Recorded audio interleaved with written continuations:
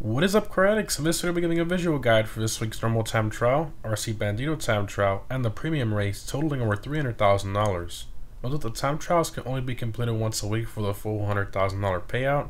The premium race, however, can be completed in a limited amount of times with a 48-minute cooldown between each win. Also keep in mind that rocket-powered / flying vehicles cannot be used in time trials. So, starting off with the time trial this week, which is up Chiliad, I highly recommend either the Hakuchu Drag, Shotaro, or Batty 801 for this time trial. There are some shortcut routes you can see here which are pretty simple to do if you give yourself different reference points.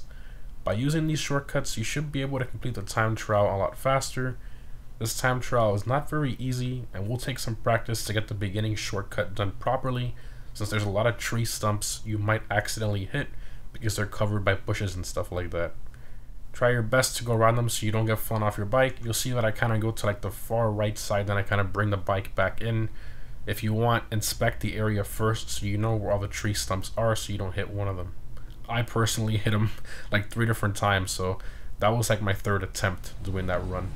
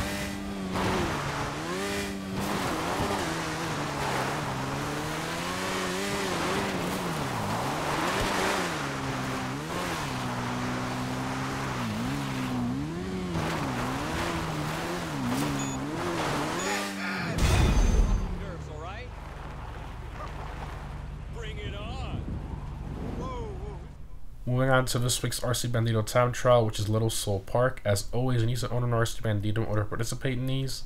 So this time trial is one of the easier ones in my opinion in comparison to all the difficult RC time trials. There are some sections where you need to go slow, especially the staircase area. But other than that, as long as you let off the throttle a lot before and during some of the corners with uneven surfaces, you will be able to complete it a lot easier. Also, when you use your brakes, make sure to press them in about halfway in, not all the way in, or you will lose control of the Bandito. How's it hanging? My director is already riding my ass. I don't know how much longer it's gonna be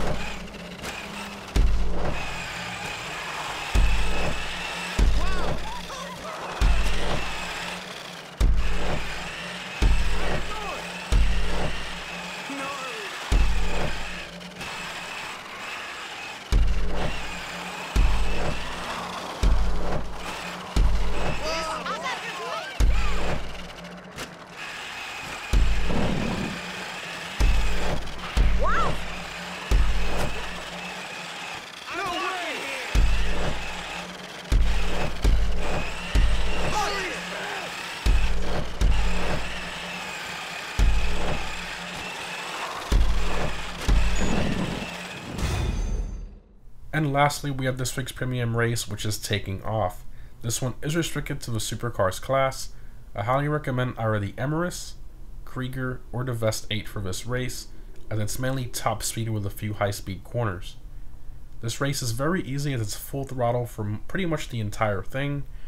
There's one thing I want to point out here where most people make mistakes, and that is on this turn. There is a small bump, as you can see here. Doesn't really seem like much at low speeds, but when you're taking this corner at full speeds, that bump becomes very significant.